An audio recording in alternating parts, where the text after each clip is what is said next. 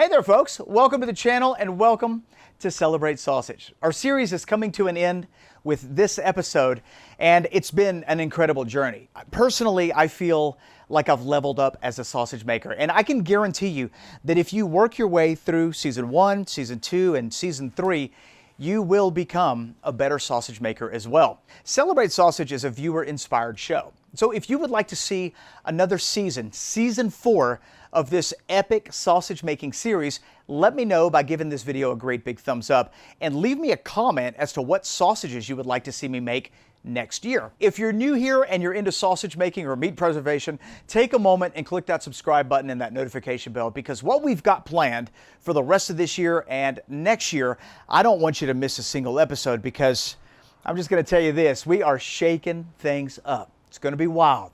Let's talk about today's sausage. In today's episode, we are going to be making the Polish brain sausage. And as you might have guessed, the main ingredient in this sausage is cow brains. Now, this is a sausage that dates way back, and it's probably not very common today, but I thought it'd be fun to make, and I was dying to know what it tasted like. Let's make the Polish brain sausage. All right, let's make kiszka mózgowa brain sausage. First, we're going to start off by soaking some natural hog casings. I'm going to add just a little baking soda to the water, and we're not adding this to tenderize the casing. We're adding this to lubricate the casing. This is going to help it slide on and off really easy when it comes time to use it. I normally prepare this a day in advance and keep it in the fridge. As far as the spices go, we're going to go salt. We're going to add a little black pepper, ginger, allspice, garlic, nutmeg, and potato starch, and you can find the complete recipe in the description box below. Pork skin.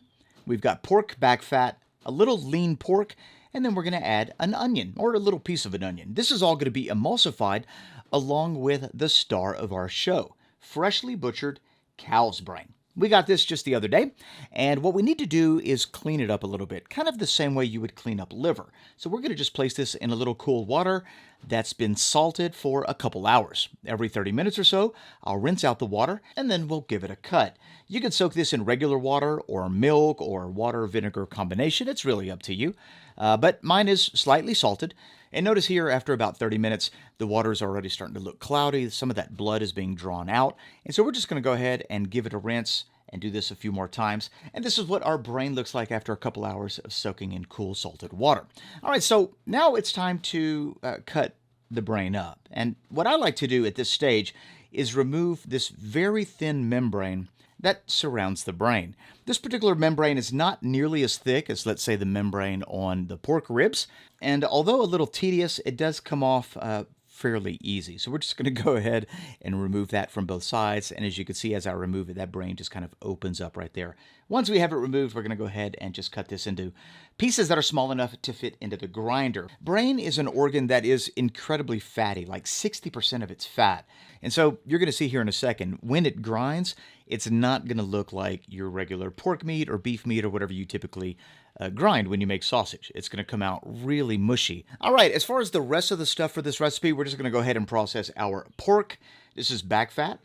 We also have a little bit of onion. You don't really need to do anything with the onion because we're going to grind it all together, but I am going to give that a little chop just to go ahead and evenly distribute that through our mix. As far as the pork skin goes, you can cut it up or not cut it up. It's totally up to you. I am going to cut this into small pieces, but we will be cooking it and then grinding it, so it'll grind fairly easy no matter what you choose to do. And then, of course, we've got our lean pork, and I'm just going to cut that up into small pieces as well. And this is what our mix looks like. We've got our pork skin, our pork, our onions. There's our brain, and then, of course, we've got our back fat. I'm going to keep everything separate for now, and then you'll see why here in a second. So let's go ahead and process our pork skin. We're just going to add maybe 3 cups of water and then the pork skin that the recipe calls for. And I'm going to come back with just a little chicken stock. We're adding that for flavor. We're going to simmer this for 1 to 2 hours until that pork skin gets nice and tender. And we're trying to pull as much collagen out of it as possible. Once that happens, we're going to strain out the skin from the stock. And this step is now complete. You don't want to throw away that stock because we're going to actually use that here in just a minute. So put that to the side to cool down. All right, so this is what we're looking at so far. All of our ingredients have been in the chiller. They're partially frozen. which is what you want during this stage. And what we're going to do here is grind everything up. So we've got our onions, and we're going to grind everything to the left of my hand. So let me just move the skin so it makes it a little bit easier. All right, so we've got onions, skin, brain, and lean pork. All that's going to get ground together. And then we've got our pork back fat that's going to get ground separately. The size plate that we're going to use to grind everything up is a 6mm plate. And remember, everything at this stage is under 32 degrees Fahrenheit. All right, so let's go ahead and grind it up.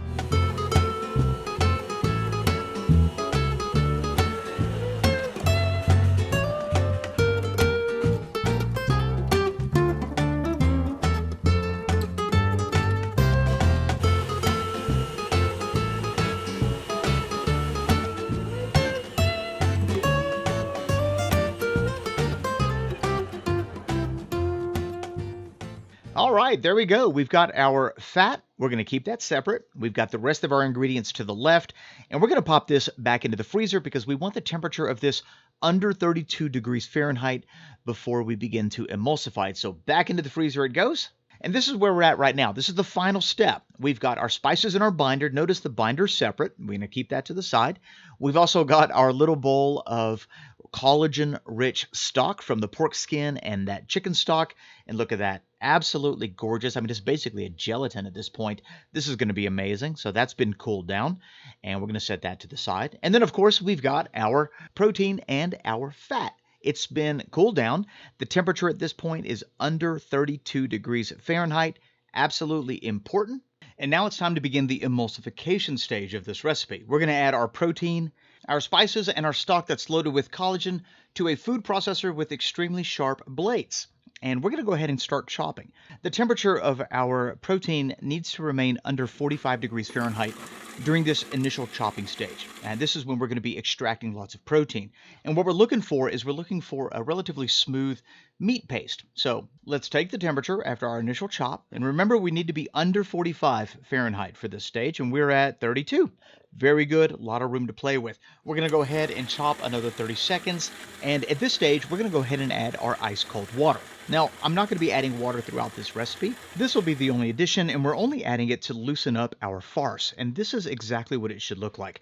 Temperature needs to be below 45, and it looks like we are good to go. Now, the consistency of our meat paste at this point is very smooth. All the particles have been broken up. It looks beautiful. And now we can go ahead and add our fat and our binder, which is going to be our potato starch. You could use an egg, phosphates, or high heat non-fat dry powder milk. All that works as well. Get your binder in there along with your fat and go ahead and chop. Now, I'm doing 30-second intervals just because I don't want the temperature to increase too quickly, because once you add the fat, you don't want the temperature to get above 55 degrees Fahrenheit. Now, I'm at 50 right now, and it looks like we can go for one more quick chop. And I got to warn you that the temperature does rise pretty quickly when you're in this last little step. So let's just chop another 15 seconds and see what happens when we do another quick temperature check. The idea here is to make everything homogeneous. Look at that. Under 55, perfect, and everything looks nice and smooth. This is what our farce should look like after we're done. It's going to be very sticky. It's also going to have a little body to it. You know, it's not going to be like a gooey mess. If you run your finger through it, it's going to leave a visible trail just like that. And this is perfect. Yours should look just like this. Let's go ahead and get this into a hog casing.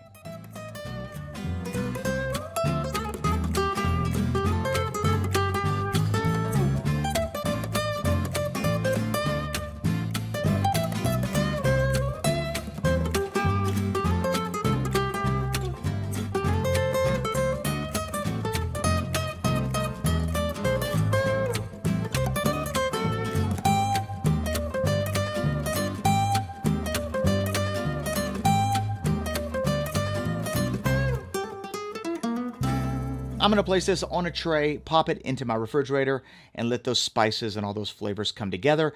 And this is what it looks like the next morning. Our casing is dried out nicely, and more importantly, the little twists between the links have dried out. So when we give our sausages a cut and we go to cook them, our sausage meat is not going to come spilling out all over the place. And now we need to give our sausages a cook. So what I think we're going to do is poach these sausages, but you could cook them however you want.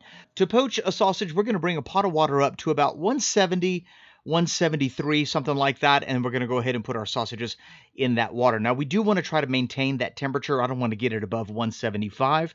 And we're going to cook these until we have an internal temperature of about 155.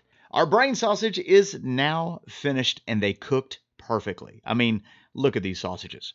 Perfectly poached. They've got a beautiful, springiness to them. And it's fairly early right now in the morning. And I got to be honest, it's a little too early for brain sausage. So I'm going to cool these down and refrigerate them, and we're going to cook these up for dinner tonight. Now, you can freeze these. They freeze great. And when it comes to reheating these sausages, you could reheat them in the oven, on the grill, on your pit. I mean, they're totally cooked, so it really doesn't matter. You just want to warm them up. So let's put those in the chiller, and it's now time to cook our sausages. So what I'm going to do is I'm going to add some chicken stock to a small pot and cover those sausages. We're going to bring those to a simmer until they're warmed through. And that's it. I'm going to serve these with that same chicken stock in a little bowl. We're going to give them a slice and see how they taste.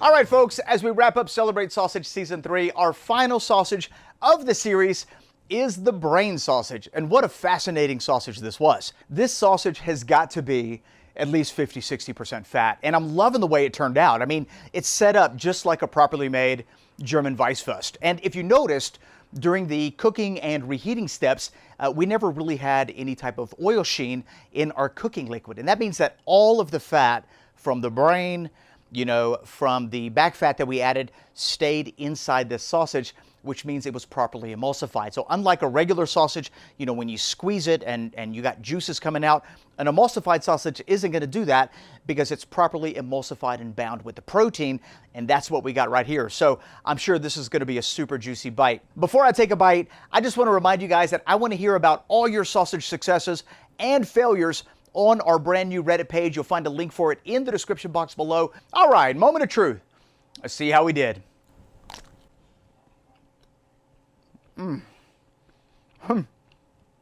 I'm surprised. I wasn't sure I was going to like this, but that is incredibly flavorful. And the texture of the sausage is spot on. It's like an ultra high quality emulsified sausage. And you know what's wild? The mouthfeel of this sausage, I'm trying to process it, is totally unique. I mean, unlike any of the other sausages we've ever made. When I bit into it, it had this high level, smooth, sort of unctuous quality to it. I definitely felt like I was biting into a super fatty sausage, but not in a bad way. All in all, I don't know how many people are going to be making the brain sausage, but I'm glad I did, and I'd love to hear your thoughts on this in the comment section below. Thanks a lot for being part of Celebrate Sausage. Big thanks goes out to all the participants in this year's show, and a great big thanks goes out to the Sausage Maker for sponsoring this series. Be sure to check out their website in the description box below so you can get all things sausage. If you're new here, we're going to have a playlist at the end of this video so you can get caught up with every episode this season. We will now return to our regularly scheduled programming. Bye-bye.